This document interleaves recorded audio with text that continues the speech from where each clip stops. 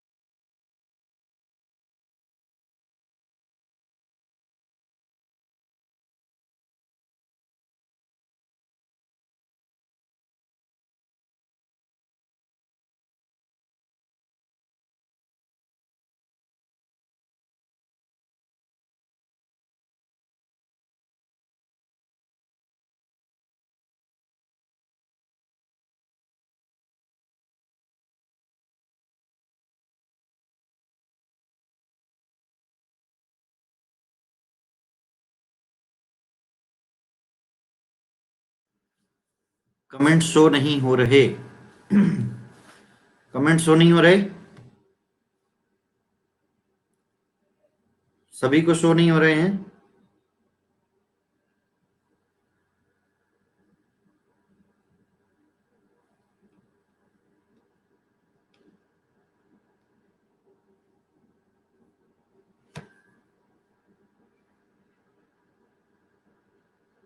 हो रहे हैं। कोई बात नहीं।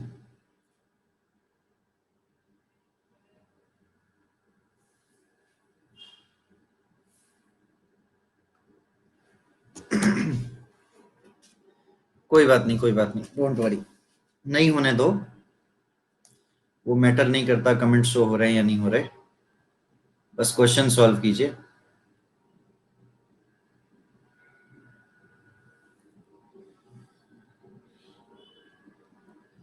सो आप सभी लोगों के लिए एक जरूरी सूचना है ये, कि मैंने क्या प्लान किया है कि अभी ना एग्जाम एसएससी जेई का कोई ठीक नहीं है कि अपने समय पर हो जाए। पहले इस वीडियो को शेयर कर दो फटाफट। एसएससी जेई का पढ़ना है स्टार्टिंग से। मिस्टर उमर नजर, आप तो वही हैं जो ऐड हैं मेरे में, शायद, है ना? हैं जी? From the Jammu Kashmir. Okay. SSC JE का पढ़ना है स्टार्टिंग से, सो आपको तैयारी करनी चाहिए स्टार्टिंग से, बेसिक इलेक्ट्रिकल सब्जेक्ट से। ये सारे सब्जेक्ट हैं जो सीक्वेंस के हिसाब से आपको पढ़ना चाहिए। ये सारे सारे सब्जेक्ट्स हैं, तो इनको पढ़ो आप। बेसिक इलेक्ट्रिकल से लेकर बेसिक इलेक्ट्रिकल पढ़ो, इलेक्ट्रिकल मशीन पढ़ो, पावर सिस्टम पढ़ो, मेजरमेंट पढ़ो, ये पढ़ो, ये पढ़ो, और फिर बेसिक इलेक्ट्रॉनिक्स भी पढ़ो। ये भी चल रहा है। ये बैच फिनिश होने वाला है अब जल्दी ही। 2-3 दिन में फिनिश हो जाएगा, 2 दिन में। हाँ, इसी सीक्वेंस में पढ़िए। शेयर कैसे करते हैं? शेयर करते हैं, लिंक कॉपी करते हैं और उठाकर दूसरे ग्रुप में पेस्ट कर देते हैं। ऐसे शेयर करते हैं। ओके।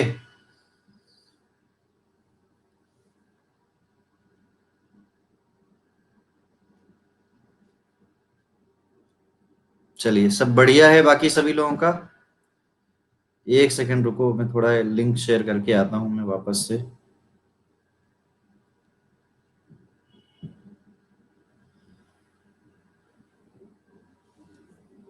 हाँ, जरूरी सूचना भी बतानी थी।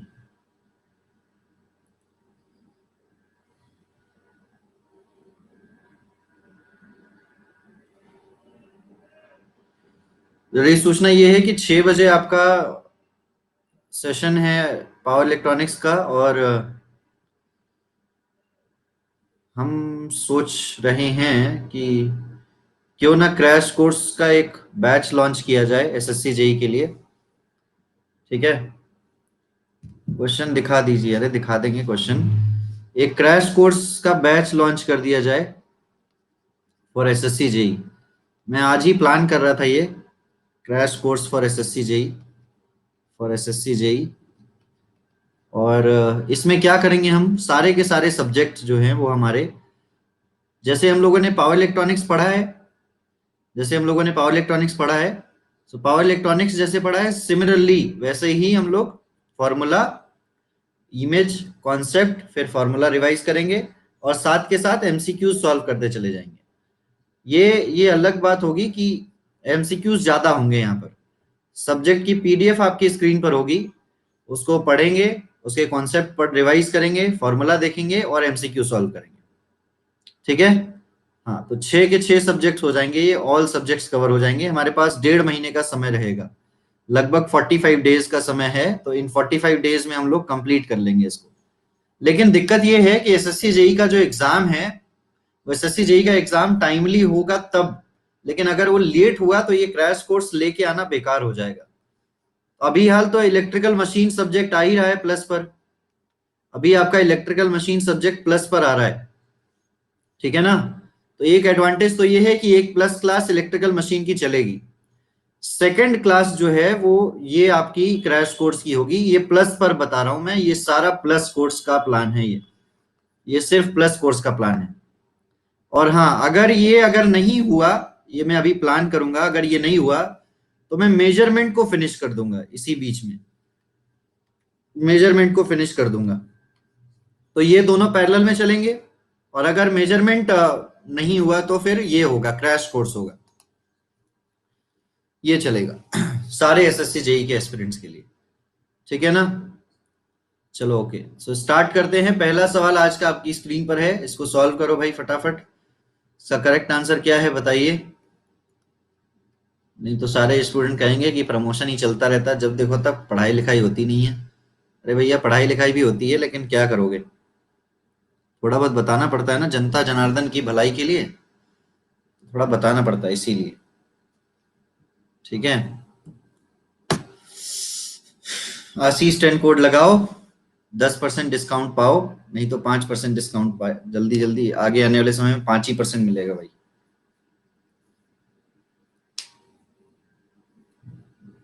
टाइम कम कर दूं, 15 सेकंड टाइम दे दूंगा ना, तो सारे अभी चिल्लाने लगेंगे कि सर 15 सेकंड में पढ़ भी नहीं पा रहे हैं क्वेश्चन को। Two inductively coupled coils have self-inductances L1 is 50 and L2 is 200.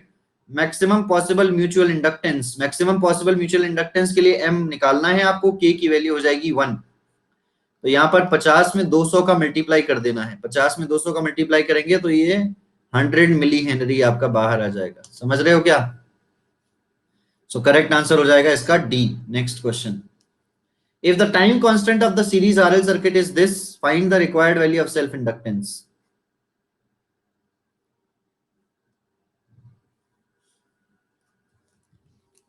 अपना एनालिसिस करो, 30 सेकंड प्रैक्टिस। ये सेशन ऐसा है जहां पर आप अपनी प्रैक्टिस कर सकते हैं एग्जामिनेशन पॉइंट ऑफ व्यू से। ओके, एग्जामिनेशन में भी आपको फिर दिमाग में बैठ जाएगा, अरे यार 30 ही सेकंड है, 30 ही सेकंड है, कैसे करें, ये हो जाएगा।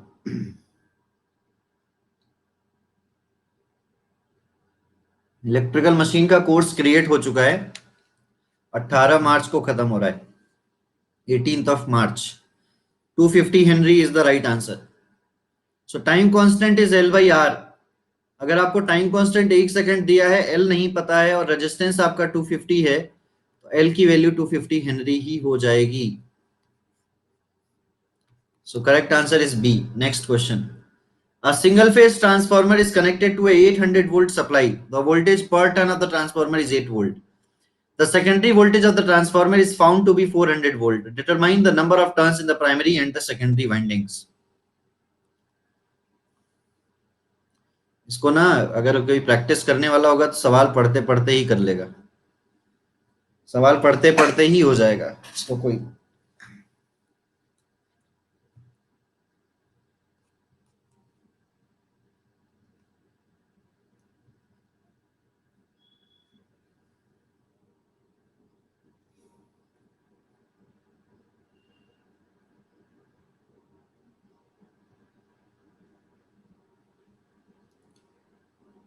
कहाँ रह गए सब लोग, कहाँ 90 स्टूडेंट्स पहुंच जाते थे। N1 is 100 turns and N2 is 50 turns. So this is your correct answer. यहाँ देखो 800 वोल्ट सप्लाई है, वोल्टेज पर टर्न 8 वोल्ट है, इसका मतलब यही हुआ कि यहाँ पर 100 टर्न्स हैं, तभी यहाँ पर 800 वोल्ट सप्लाई है। 8 वोल्ट से डिवाइड करोगे तो आपको पता चल जाएगा कि जो टर्न है वो 100 टर्न्स है प्राइमरी पर, और सेकेंडरी पर जो 400 वोल्ट है, इसका मतलब है कि वहां पर टर्न अगर 8 वोल्ट वोल्टेज है तो 50 टर्न है आपके सेकेंडरी पर। ये N1 की वैल्यू हो गई और ये N2 की वैल्यू हो गई। किसी को नहीं समझ में आया हो तो पूछो, बाकी ऑप्शन वैसे ही एलिमिनेट हो जाते हैं, ठीक है ना। Next, which one of the following network gets affected by the method of neutral grounding. Neutral grounding से इसमें से कौन सा अफेक्ट करेगा? पावर सिस्टम में एक एक सेंटेंस बताया था इसके लिए, इंपॉर्टेंट वन।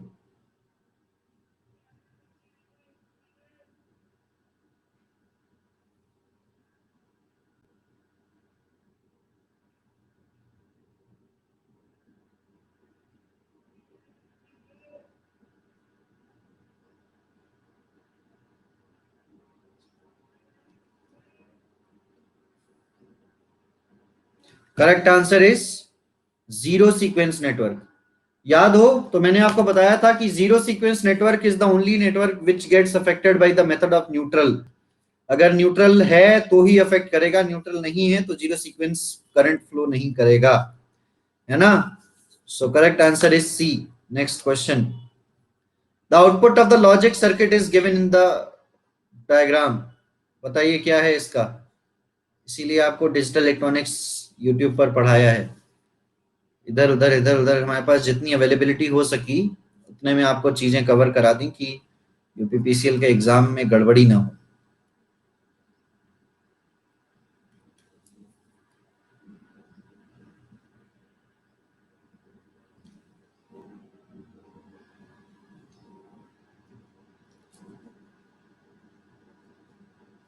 अरे गलत हो गया, ओ हो।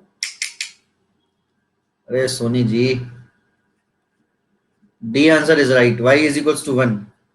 सो यहाँ पर आपका एक्सॉर दिख रहा है आपको ना, एक्सॉर दिख रहा है आपको, सीधा सीधा बात है कि अगर जीरो रखोगे इधर और इधर वन रखोगे तो वन ही आएगा, इधर वन रखोगे इधर जीरो रखोगे तो भी वन आएगा, बाकी और कोई पॉसिबिलिटी है ही नहीं। तो ये एक एक्सॉर गेट ही है, कुल मिलाकर वाई जो है वो वन ही आएगा, चाहे आप एक की जगह जीरो रख लीजिए चाहे आप एक की जगह वन रख लीजिए, है भाई, कोई डाउट नहीं होना चाहिए। सो करेक्ट आंसर हो जाएगा इसका D. Next question, the minimum number of two input NAND gates required to implement a two input XOR gate. वाह वाह, क्या बात है, क्या बात है, क्या बात है।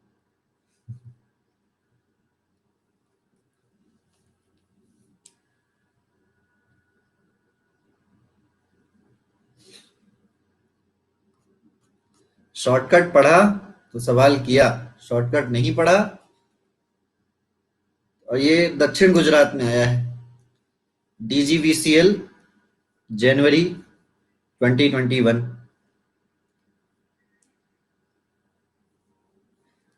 सो क्या शॉर्टकट है? सिर्फ 50% लोग सही आंसर कर पा रहे हैं, बाकी सभी लोगों ने गलत कर दिया। तो शॉर्टकट है हमारा नॉट एंड और एक्सॉर एक्सनॉर, एक्सॉर एक्सनॉर, ये सीक्वेंस याद रखो। अब नैंड गेट और नॉर गेट ये हमारे हो गए यूनिवर्सल गेट्स, 1 2 3 4 5, 1 3 2 5 4। तो यहां पर चाहिए how many NAND gates to make XOR gate, how many, 4।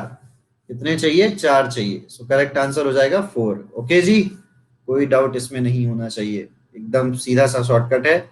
एक नंबर आपको दे के चला गया, बताओ। फ्री फंड का एक नंबर है कि नहीं है? फ्री फंड का है एक नंबर, इसको करो भाई।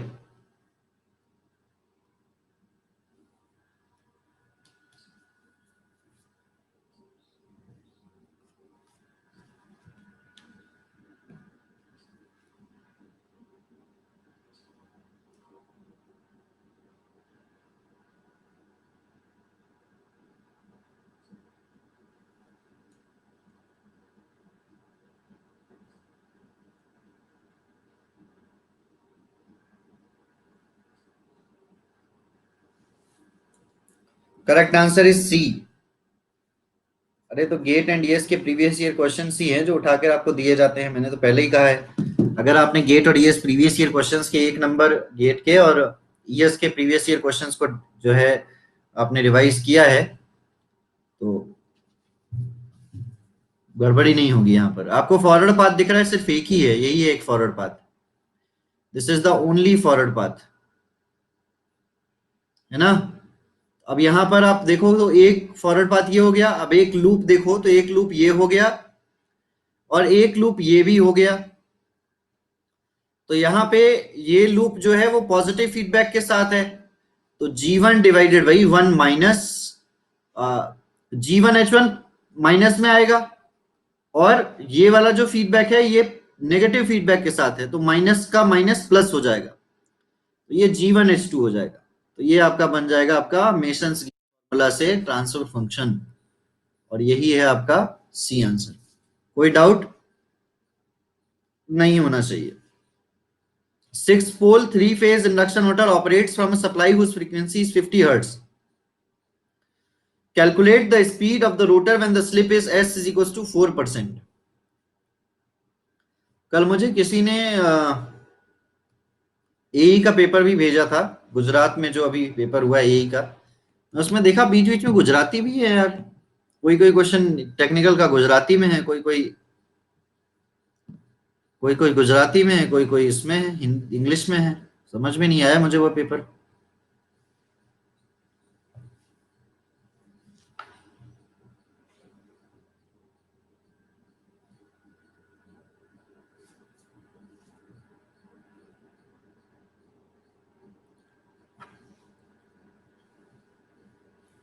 सी आंसर इज राइट, 960 आरपीएम।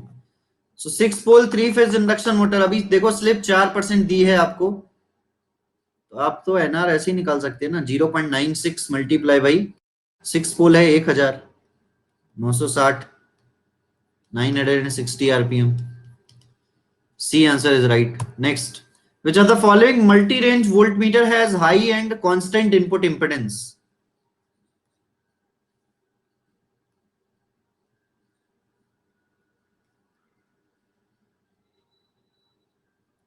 हाथ फिसल गया, देखो भाई हाथ वाथ ना फिसले, इधर उधर संभाल के।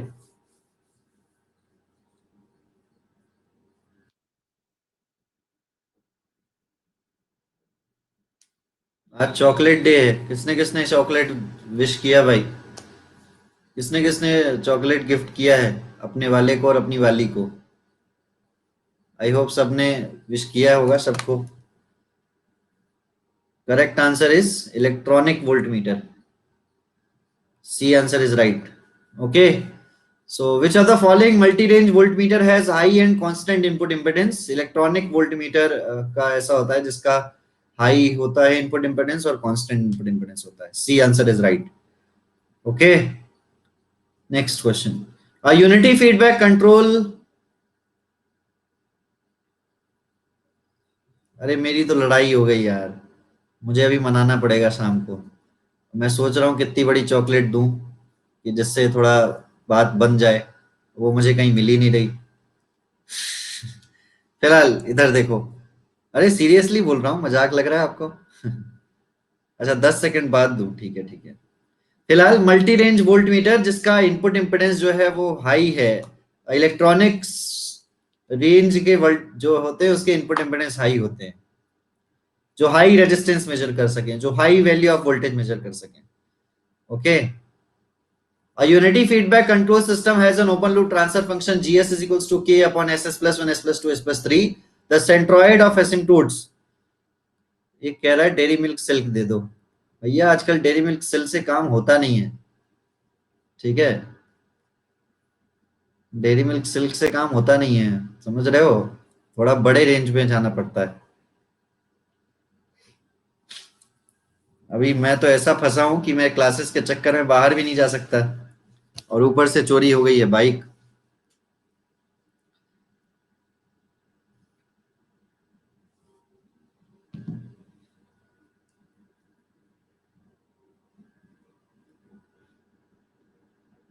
सो correct answer is B, -1.5। So centroid आपका हो जाएगा, कल ही मैंने आपको बताया था, summation of open loop poles, तो 0 -1 -2 -3 -0 डिवाइडेड बाई 4। सो यहां से है 1 2 3 4, 3 2 5 और 1 6, -6/4। सो -6/4 इज -1.5। क्लियर? मम्मी बोल रही कैसे टीचर अरे भैया ईयरफोन लगा लो, काहे मेरी बेइज्जती करवा रहे हो घर वालों के सामने। इसलिए 4 क्योंकि नीचे पोल्स 4 है ना, सो क्या नाम है निशी, नीचे पोल 4 है, 0 एक भी नहीं है, तो P-Z तो 4 ही होगा ना, P-Z तो 4 ही होगा ना। इसका आंसर कीजिए, ये तो अभी अभी डीसी पढ़ा रहा हूँ, डीसी जनरेटर्स। इसका आंसर कीजिए।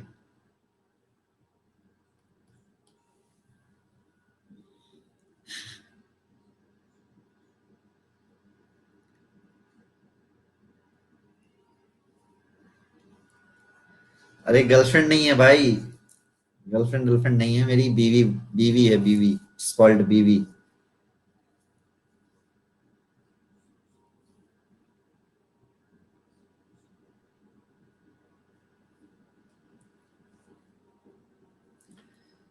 अभी सरकारी है, एक प्राइवेट बनानी पड़ेगी मुझे। एक तो सरकारी है, एक प्राइवेट, लेकिन सरकारी के और प्राइवेट के बारे में पता ना चले, नहीं तो सरकारी टर्मिनेट हो जाती, मालूम है कि नहीं? सरकारी नौकरी जो होती है वो टर्मिनेट हो जाती है अगर प्राइवेट नौकरी के बारे में पता चलता है तो, ध्यान रखिएगा। फिलहाल, separately excited DC generator has induced EMF of 250 volt and a full load terminal voltage of 250 volt. If the value of armature resistance is 0.1 ohm, find the output of the generator. Find the output। अच्छा, P बराबर VI पूछा है terminal पर। सो V है 240 और आपको चाहिए current. So current कैसे निकालोगे भाई? Generated EMF is equals to V plus IaRa। Generated EMF है 250, ये है 240, आर्मेचर करंट मालूम नहीं है, और armature resistance 0.1। So armature current is 100 ampere. So 24 multiplied by 100, sorry 240 multiplied by 100, that is 24 kilowatt। Okay जी, सो करेक्ट आंसर हो जाएगा आपका बी, बी। ठीक है ना? चलिए next question. Two identical coaxial circular coils carry the same current I but in opposite direction. The magnitude of the magnetic field B at a point on the axis midway between the coils is। गलत विचार मेरे प्रति ना लेके आए, मैं बहुत सीधा साधा हूं, ऐसा कुछ नहीं है सरकारी और प्राइवेट, अपन को सिर्फ सरकारी के भरोसे ही जिंदगी काटनी है, वो तो ऐसे ही बोल दिया मैंने। ठीक है,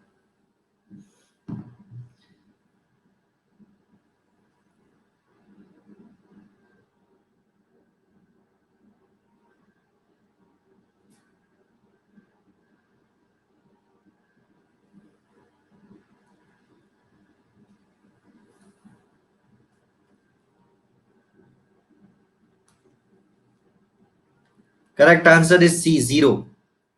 अब ध्यान दीजिए, two identical coaxial circular coils हैं, ठीक है, सेम करंट कैरी कर रही हैं लेकिन ऑपोजिट डायरेक्शन में।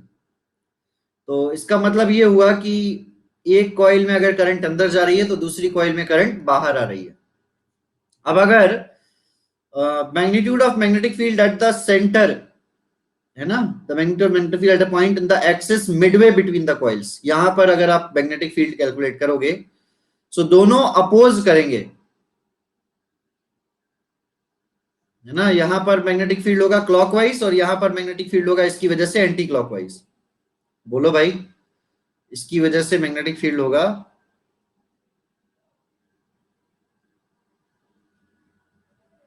एंटी क्लॉकवाइज, यहां से आपका हो जाएगा एंटी क्लॉकवाइज और यहां से आपका हो जाएगा क्लॉकवाइज, यहां से हो जाएगा क्लॉकवाइज। ये लगेगा रिपल्सन फोर्स, इस पर लगेगा रिपल्सन फोर्स, दोनों एक दूसरे को रिपेल करेंगे, है ना। तो करेक्ट आंसर हो जाएगा इसका 0। Magnetic field at the centre between them is 0। इसमें डबल कैसे हो जाएगा? इसमें अट्रैक्शन फोर्स थोड़ी लगेगा। इसमें अट्रैक्शन फोर्स तब लगता है ना जब दोनों सेम डायरेक्शन में करंट कैरी कर रही हूं। सेम डायरेक्शन में लिखा हुआ है, इसमें ऑपोजिट डायरेक्शन में करंट कैरी कर रहे हैं। देखो देखो, ये उस वाले से ऐसा समझो कि ये वाला है ना, ये वाला कॉन्सेप्ट आपको बताया था। इस पर ये वाला कॉन्सेप्ट आपको बताया था, ये वाला। तो इस पर अगर सेम डायरेक्शन में करंट कैरी कर रहे होते हैं तो इस पर लगने वाला फोर्स रिपल्शन फोर्स होता है, इसको अपने तरफ खींचता है। और लेकिन जब अपोजिट डायरेक्शन में करंट कैरी कर रहे होते हैं तो रिपल्शन फोर्स लगता है। हाँ, तो रिपल्शन फोर्स के केस में बीच में मैग्नेटिक फील्ड क्या होगा? इसके बीच में मैग्नेटिक फील्ड क्या होगा? जब दोनों एक दूसरे को रिपेल ही कर रहे हैं तो बीच में मैग्नेटिक फील्ड होगा ही नहीं। डबल क्यों होगा?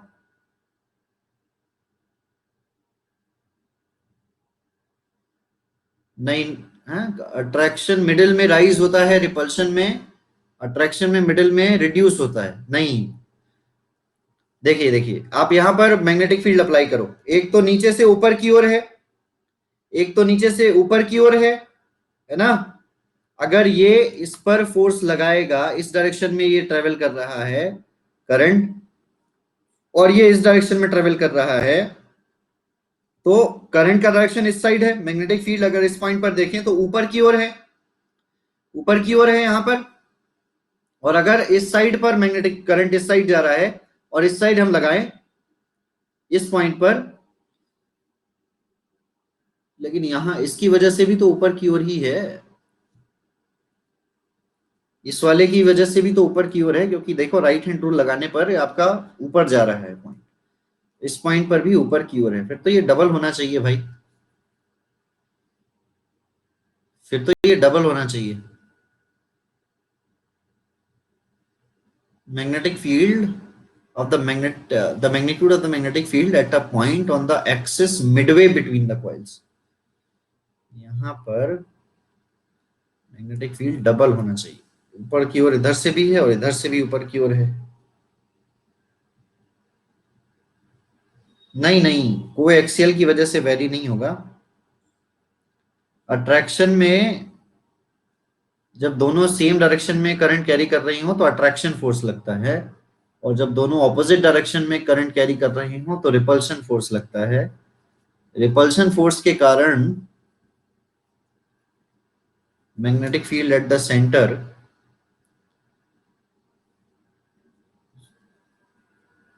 ट्वाइस होना चाहिए, क्योंकि दोनों ही ऊपर डायरेक्शन में करंट कैरी, दोनों ही ऊपर डायरेक्शन में मैग्नेटिक फील्ड लग रहा है। एक मैग्नेटिक फील्ड अगर B1 है तो दूसरा अगर B2 है, तो नेट मैग्नेटिक फील्ड ऐड हो जाएगा। B1 प्लस B2 ऐड हो जाएगा।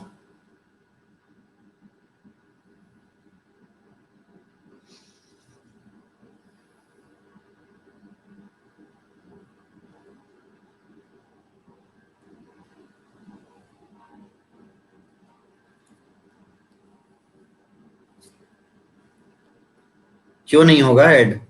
उस पॉइंट पर कैलकुलेट करो।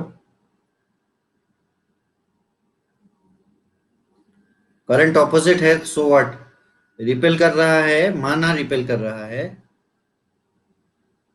लेकिन बीच में मैग्नेटिक फील्ड तो, अगर आप ऐसे कैलकुलेट करोगे तो यहां पर मैग्नेटिक फील्ड अगर ऊपर है तो इसकी वजह से भी ऊपर ही लग रहा है ना। डायरेक्शन देखो, डायरेक्शन देखो, दोनों एक ही डायरेक्शन पर लग रहे हैं, दोनों सेम मैग्नेटिक फील्ड स्ट्रेंथ के साथ अप्लाई हो रहे हैं।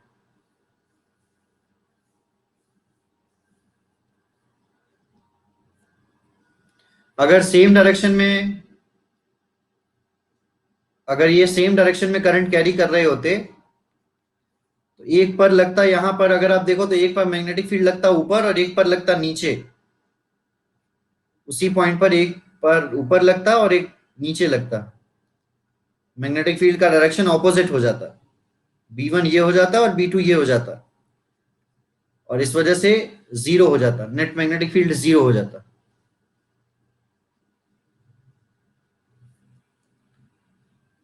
इसको होल्ड करो, अभी मैं अभी कल की क्लास में बताता हूँ। नेक्स्ट, इसका आंसर करो।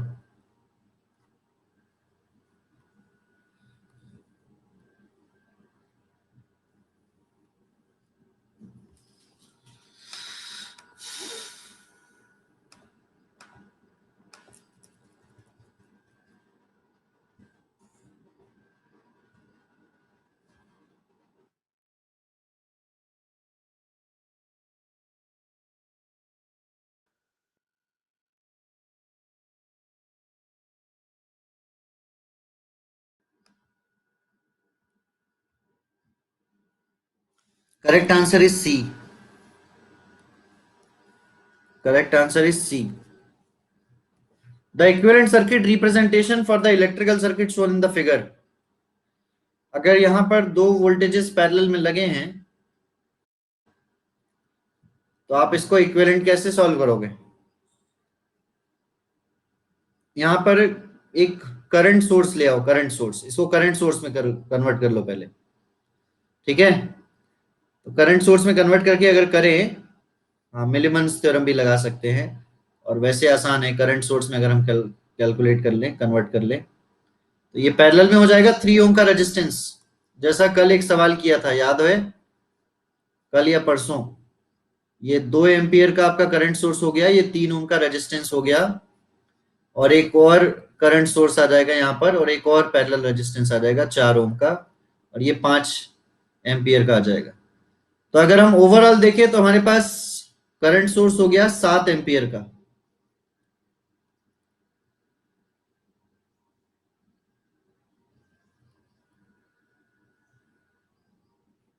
7 एम्पियर का, और इक्विवेलेंट रेजिस्टेंस कितना हो गया ये? इक्विवेलेंट रेजिस्टेंस निकालो भाई, 4 और 3 का पैरेलल कितना आ रहा है? 4 और 3 का पैरेलल कितना आ रहा है? 12/7, 1.714। 1.714। अब इन दोनों का मल्टीप्लाई कर दीजिए, तो ये वोल्टेज सोर्स में कन्वर्ट करके लिखिए, देखिए यही आ रहा है क्या? यही आ रहा है क्या? 7 मल्टीप्लाई बाई 1.714, हाँ आ रहा है 12। तो करेक्ट आंसर इज सी। ऐसे भी कर सकते हैं आप, थेवेनिन से भी कर सकते हैं, बहुत सारे मेथड है, आप जिस भी मेथड से चाहे उस मेथड से कर सकते हैं, बहुत सारे मेथड है। What is the magnitude of uniform magnetic field that contains as much energy per unit volume as a uniform 6000 volt per meter electric field?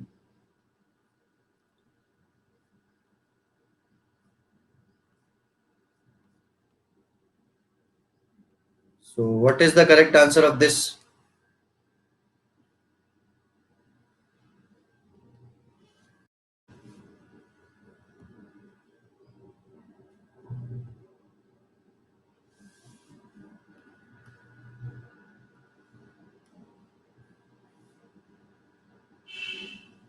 Time है, करो आराम से।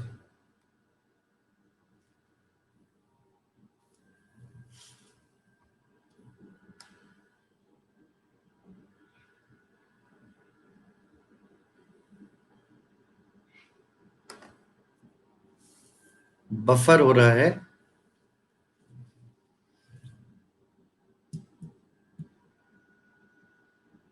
Good afternoon.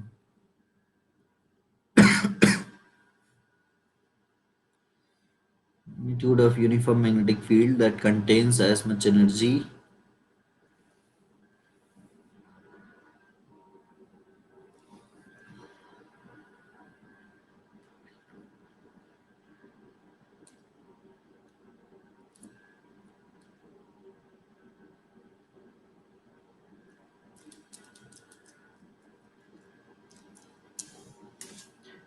इसमें आंसर दिया है सी, 2 × 10⁻⁻5 टेस्ला। बताइए क्या फॉर्मूला लगेगा इसमें?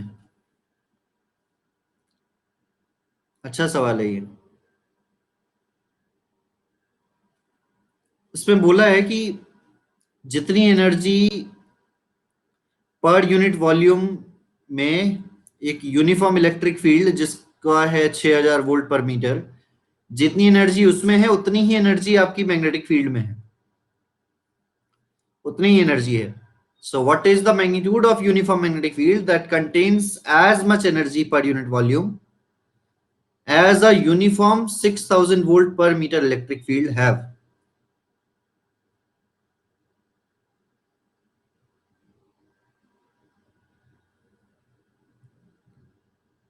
Okay.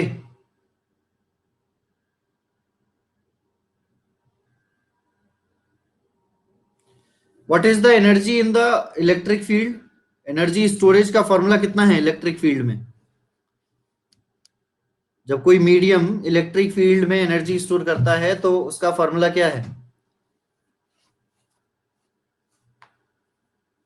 नहीं नहीं, वो नहीं. Half epsilon naught E square. Half epsilon naught E square, ये है ना?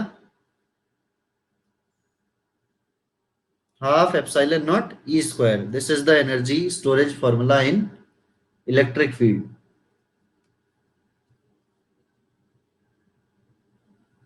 सेम एनर्जी है आपकी मैग्नेटिक फील्ड में. What is the energy storage formula in magnetic field?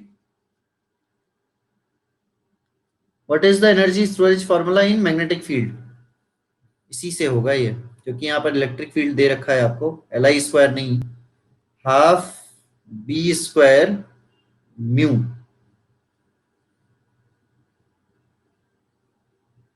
Half B square mu. हम्म.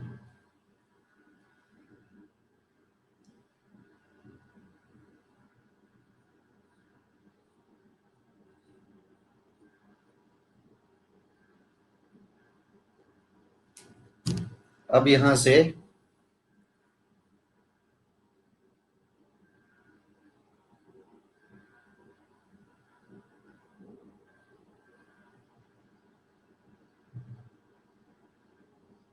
एक सेकंड रुको. म्यू नॉट नीचे आएगा ना, म्यू नॉट नीचे आएगा. ये हाफ हाफ कैंसिल हो गया. अब ये हो जाएगा आपका B is equals to mu naught into epsilon naught ई.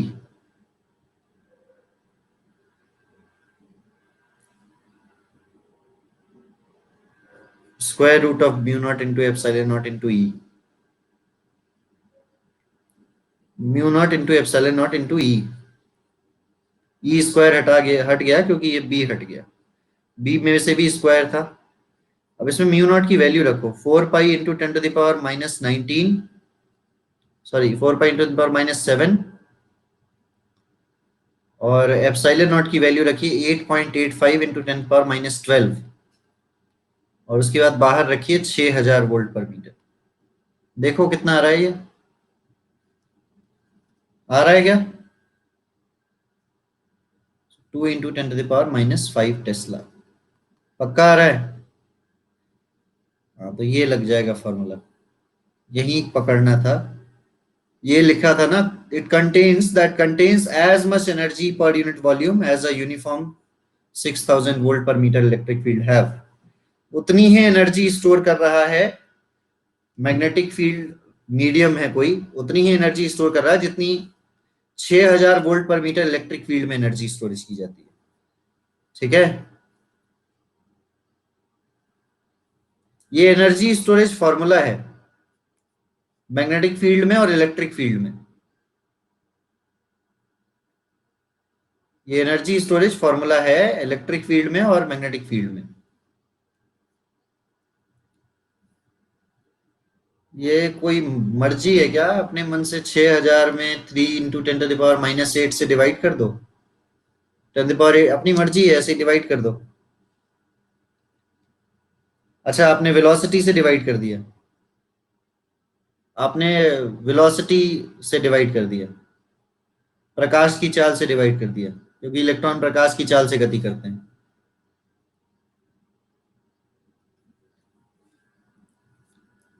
चलो ठीक है, तो ये लगेगा एक्चुअल में, ये मेथड लगेगा, उससे होगा. Next question.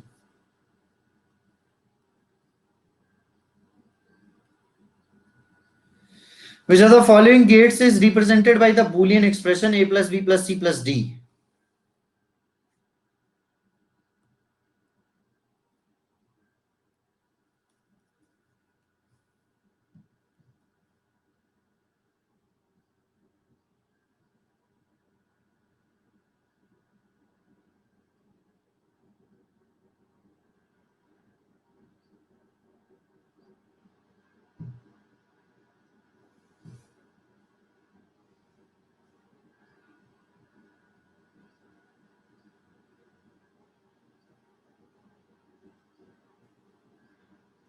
4 इनपुट और gate, B answer is right.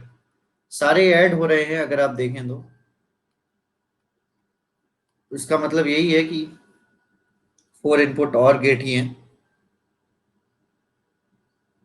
4 input NAND gate करते अगर तो ए बार आ जाता, कुछ लोगों ने अगर ये लगाया है तो फिर ये ए बार प्लस बी बार प्लस सी बार प्लस डी बार आ जाता, और ये रिजल्ट हमारा है नहीं। एंड गेट हो नहीं सकता, नैंड हो नहीं सकता, नॉर भी नहीं हो सकता क्योंकि वहां डॉट आ जाता। फिर नेक्स्ट इसको करो, कल ही मैंने इसके बारे में पढ़ाया है, आपको याद हो तो, अगर पावर इलेक्ट्रॉनिक्स की स्पेशल क्लास में।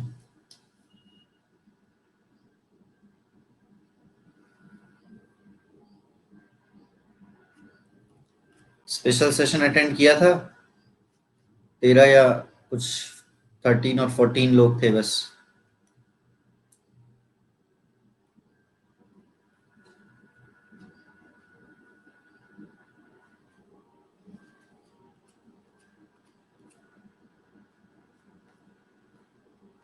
हाँ उससे भी हो जाएगा, बिल्कुल सही बोला आपने। Triangular wave, voltage across the capacitor is 1/c integration of I D T.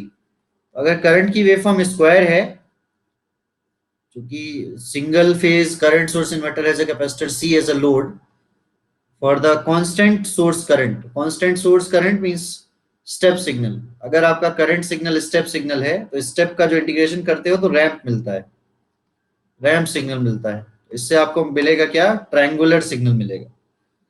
और मैंने कल इसको बताया भी था करंट सोर्स इन्वर्टर में। नहीं होता क्या है ना कि वो तो ठीक है बेसिक इलेक्ट्रिकल से हो जाएगा, लेकिन मैटर ये करता है कि सवाल पढ़ते समय जैसे ही ये वर्ड आता है करंट सोर्स इन्वर्टर, तो उसी समय दिमाग घूम जाता है कि अरे ये तो कुछ अलग होगा, ये तो कुछ अलग होगा, ये तो कुछ अलग होगा, लेकिन कुछ अलग है नहीं, है ना। और ये मैंने कल बता दिया था कि ऐसा सवाल आएगा आपको, तो ऐसा सवाल आपको ट्रायंगुलर करना है। If the sum of two eigenvalues of 3 by 3 matrix is equal to the trace of the matrix, then the product of the eigenvalues is equal to।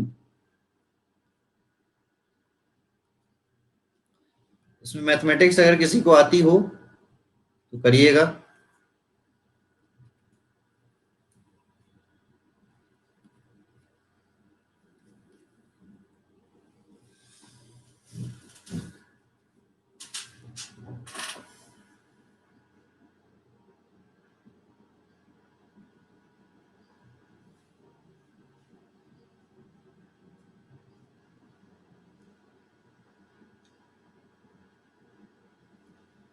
Zero is right. Eigen values के product 3 by 3 matrix में, इसमें क्या लिखा हुआ है कि जो आपके डायगोनल एलिमेंट्स होते हैं ना, डायगोनल एलिमेंट्स होते हैं, डायगोनल एलिमेंट्स आपको ये समेशन ऑफ आइगन वैल्यूज के बराबर होते हैं। इंजीनियरिंग मैथ्स का है, मुझे इतना भी याद नहीं है, लेकिन इतना मुझे याद है कि 3 बाई 3 मैट्रिक्स में जो डायगोनल एलिमेंट्स होते हैं, सपोज ये A11 है, ये A12 है, ये A13 है, ये B11 B1 1 है, ये B12 है, ये B13 है, C11 है, ये C12 है, और ये C13 है। तो summation of the diagonal elements are the eigenvalues. Okay ना। तो इसमें ये कहा गया है कि 3 आइगन वैल्यूज होती हैं इसमें। मान लीजिए कि आइगन वैल्यूज को डिनोट किया जा रहा है P1 से, so P1 plus P2 plus P3 are the summation of these values, है ना। हाँ करेक्ट। और इनका प्रोडक्ट जो होता है ये जीरो के बराबर हो जाएगा। P1 dot P2 dot P3 is equals to zero. P1 dot P2 dot P3 is equals to zero. एक आइगन वैल्यू इसमें से जीरो होगी, so that is why P1 dot P2 dot P3 is equals to 0। Correct answer इसका 0 है। इस basis पर इस question का आंसर कर सकते हो आप। Consider a series RLC circuit excited by sinusoidal source of 20 volt resonates at a frequency of 50 hertz. If the bandwidth is 4 hertz, what will be the voltage across the capacitor?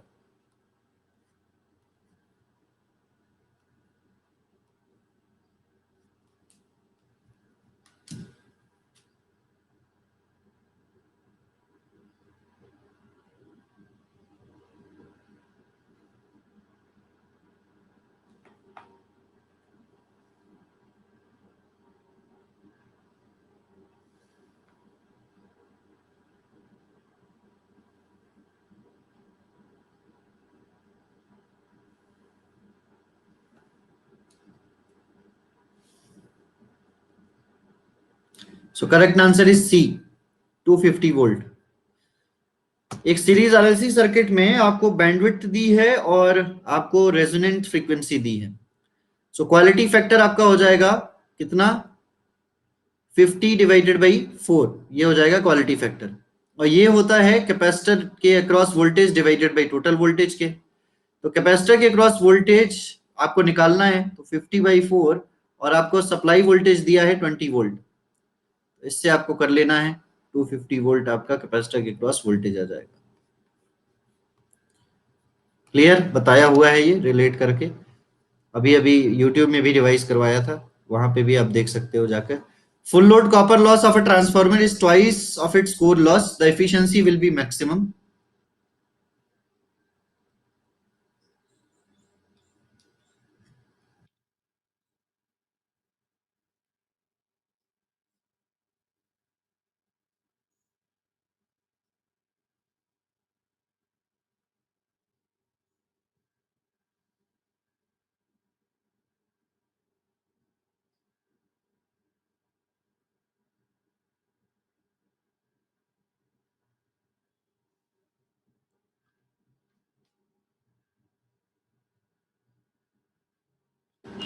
C 70.7% of full load.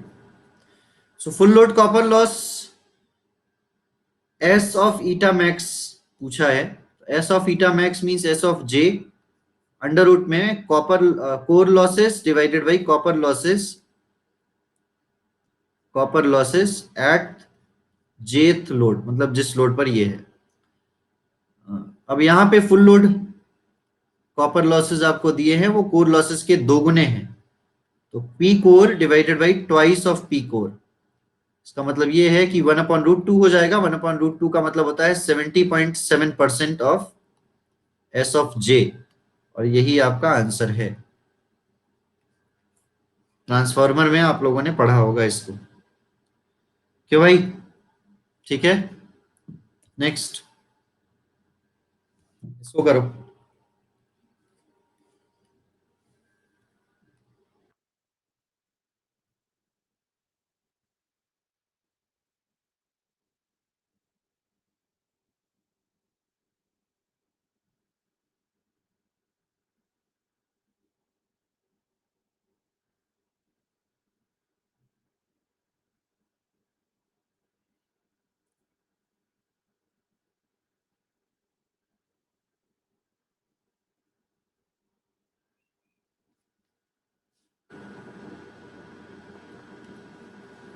Correct answer हो जाएगा इसका ए।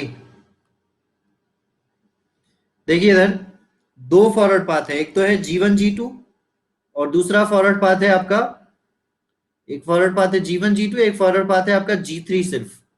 तो G1 G2 plus G3 divided by 1 minus individual loop. Individual loop है आपका ये G1 H1, G1 अच्छा H है सिर्फ G1H, और माइनस में नेगेटिव फीडबैक है क्योंकि ये देखो नेगेटिव फीडबैक है, और कोई लूप है नहीं। तो यही आपका मेसन्स गेन फॉर्मूला से ट्रांसफर फंक्शन हो जाएगा। सो G1 G2 plus G3 1 plus G1H, correct answer हो जाएगा इसका ए। समझ गए? बोलो भाई, कोई समस्या? देखो अभी भी देखो कंट्रोल सिस्टम में इतनी चीजें तो आएंगी ही, अगर आप कोई भी एग्जाम दोगे। आपने नहीं पढ़ा है अगर, तो स्पेशल में मैंने कंट्रोल सिस्टम आपको पढ़ाया था, यहां तक पढ़ा दिया था, ब्लॉक डायग्राम रिडक्शन टेक्निक तक पढ़ा दिया था। तो वहां से आप जाकर क्लासेस अटेंड कर सकते हैं, आप देख लेंगे, आपको मिल जाएगा स्पेशल सेशन में। कंट्रोल सिस्टम में आपको मैंने ये ब्लॉक डायग्राम को कैसे रिड्यूस करते हैं, मेसन्स गेन फॉर्मूला क्या है, ये सब चीज बताई हुई है। जिसने नहीं पढ़ा वो क्लास अटेंड कर लीजिए। इसको इसको करो।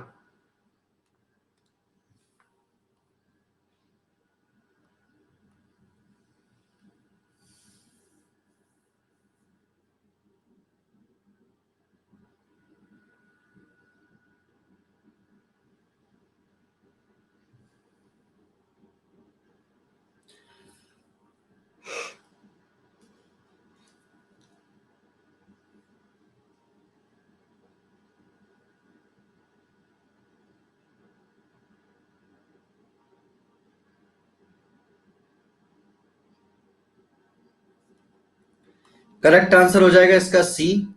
स्टेटमेंट वन आपका फॉल्स है और स्टेटमेंट टू आपका सही है। मॉसफेट और बीजेटी का पॉजिटिव टेम्परेचर कोफिशिएंट दोनों का नहीं होता, बीजेटी का नेगेटिव होता है, मॉसफेट का पॉजिटिव होता है। ठीक है, तो स्टेटमेंट वन गलत है और स्टेटमेंट ट्रू है, दूसरा सही है। मॉसफेट को एक वोल्टेज कंट्रोल कैपेसिटर की तरह यूज कर सकते हैं, वोल्टेज कंट्रोल कैपेसिटर की तरह यूज किया जा सकता है।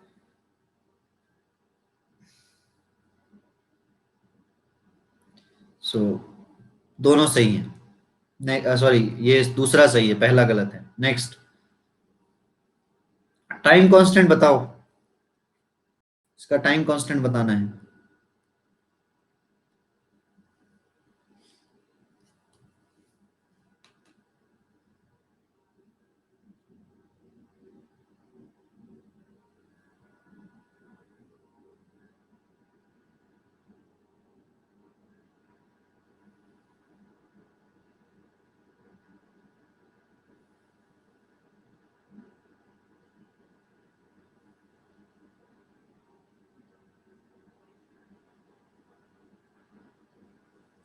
करेक्ट आंसर इसका हो जाएगा 22.5 मिली सेकेंड्स। ये आंसर इज राइट। अब यहाँ पे आपको करना क्या है कि इसको शॉर्ट कर दीजिए। इसको शॉर्ट कर देने के बाद इनको इनको पैरेलल में इक्विवेलेंट इंडक्टेंस निकाल लो यहाँ से। So equivalent inductance 0.9 parallel with 0.3 divided by 1.2 हो जाएगा, ऐड करोगे तो इसका इक्विवेलेंट जो भी आ रहा हो, टाइम कांस्टेंट हो जाएगा L इक्विवेलेंट बाई R, और R आपको दिया है 10। बताइए कितना आ रहा है, ये सॉल्व करने पर आ रहा है क्या?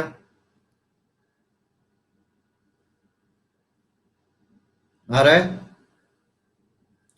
22.5 मिली सेकेंड्स। चलिए, very good. Next question. In the 2 watt meter method of power measurement for a three phase load, the readings of the watt meters are 2000 watt and 1000 watt. What is the power factor of the load? ये तो directly कर सकते हो।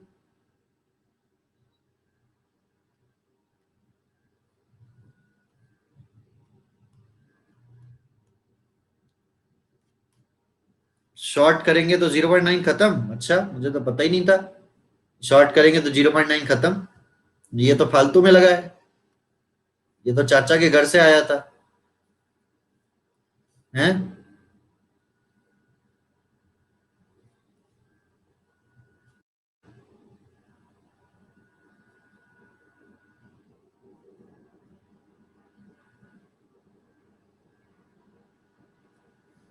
ओह, अभी वो कर रहे हो, कुछ दिन में आउच मत कर देना। आउच, कांटा लगा। फिर ऐसे ही करोगे। Correct answer is 0.866। हाँ, 0.5 पर नेगेटिव होता है, यूनिटी पर दोनों वाट मीटर रीडिंग्स बराबर होती हैं। जीरो पर एक वाट मीटर रीडिंग नेगेटिव हो जाएगी। ठीक है ना? 0.866 पर दूसरे वाट मीटर की रीडिंग पहले की अपेक्षा डबल होती है। सो करेक्ट आंसर हो जाएगा इसका बी। ओके, चलिए next. The current flow through the 9 ohm resistor for the electric circuit shown in the figure is।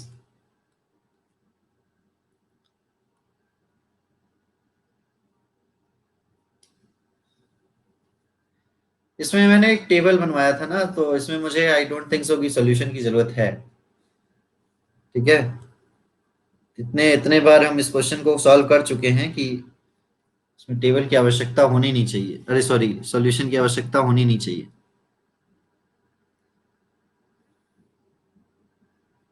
दिया है, समय है आपके पास भरपूर, करिए।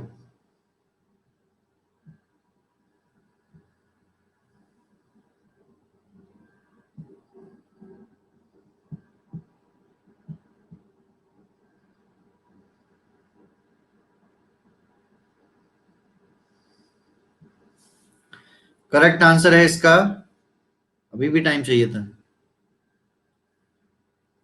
2 एम्पियर। 2 एम्पियर।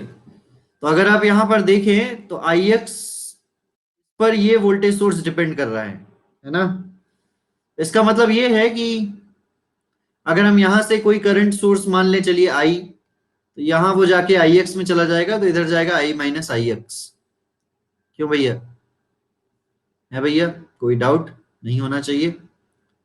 और फिर आप इस क्वेश्चन को सॉल्व कर सकते हैं। केसीएल लगा लो, मेरे हिसाब से ज्यादा बेहतर रहेगा। केसीएल से भी सॉल्व हो सकता है और केवीएल से भी हो सकता है, दो इक्वेशन बनेगी केवीएल में, और केसीएल में आपको आसान रहेगा। सो 20 प्लस में 6 ix डिवाइडेड बाई 4, माइनस में v भी है, यहाँ पर वोल्टेज अगर v मान लेते हैं तो, बराबर में v डिवाइडेड बाई 6 और प्लस v डिवाइडेड बाई 9। और v डिवाइडेड बाई 6 ही हमारा ix भी है, ये भी ध्यान रखना। v डिवाइडेड बाई 6 ही हमारा क्या है, ix भी यही है। अब यहां से बच्चा लोग v की वैल्यू निकाल लो, बताओ फटाफट क्या आ रही है।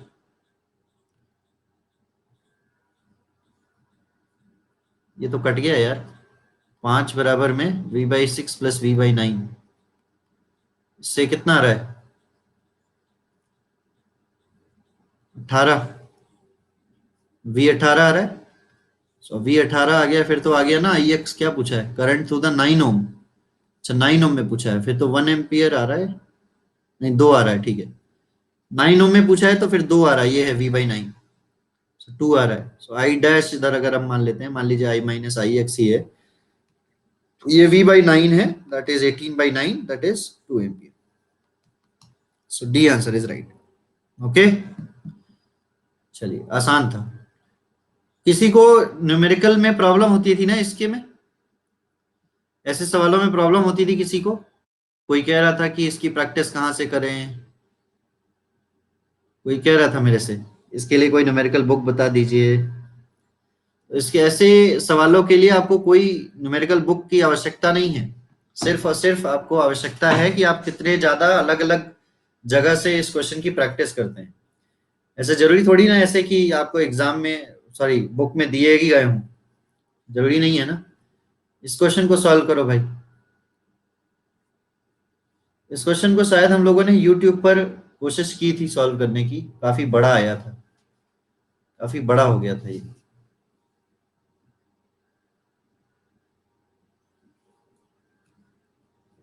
हो गया था लेकिन।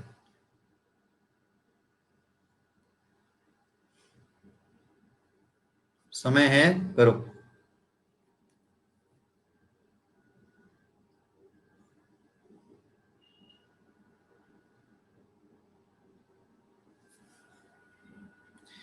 झारखंड जेई में आया हुआ सवाल गुजरात में आ रहा है, मतलब ईस्ट और west, India is the best.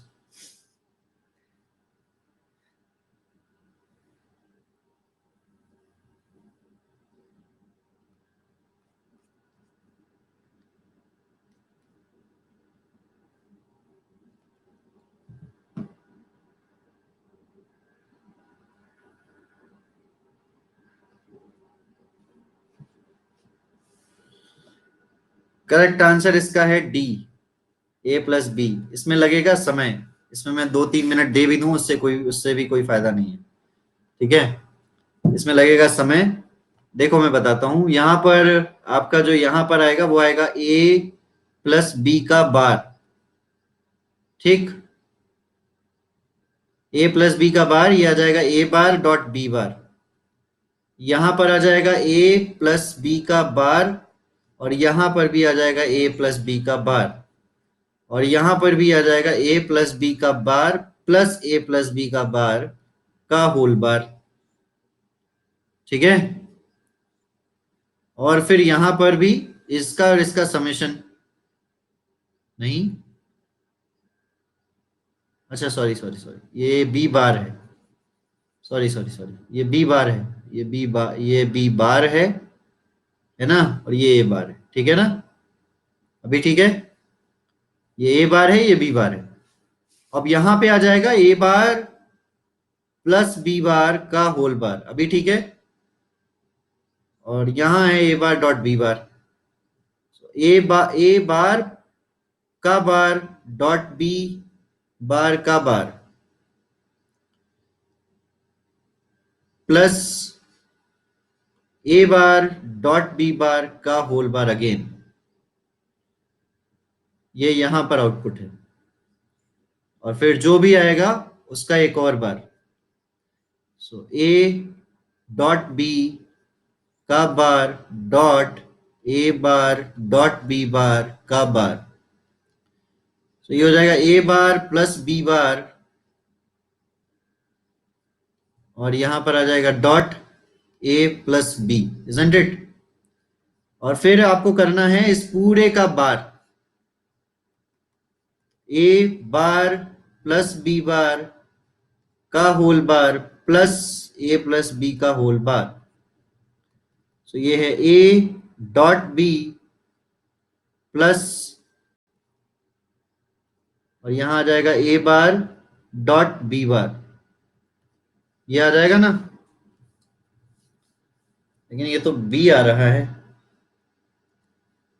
B आ रहा है, बी बी ही आ रहा है क्या सबका? सबका बी आ रहा है।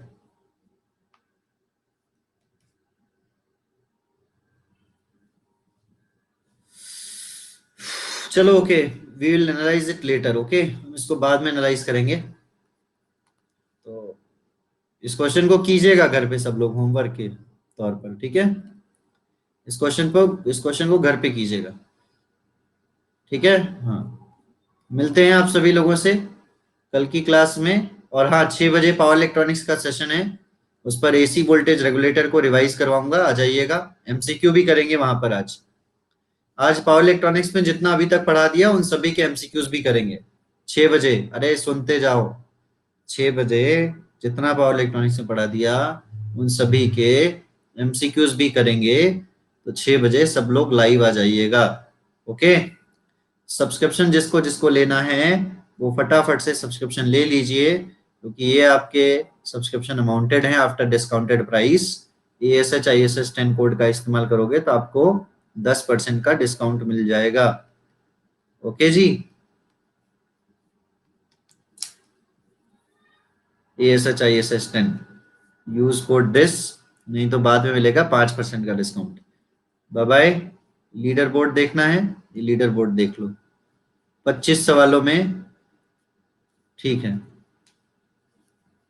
हो कहाँ सौरभ? इसमें तो हो नहीं, बाहर हो आज रेस से। चलिए, बाकी सभी लोग जो टॉप 10 में हैं उनको बधाई। Bye bye.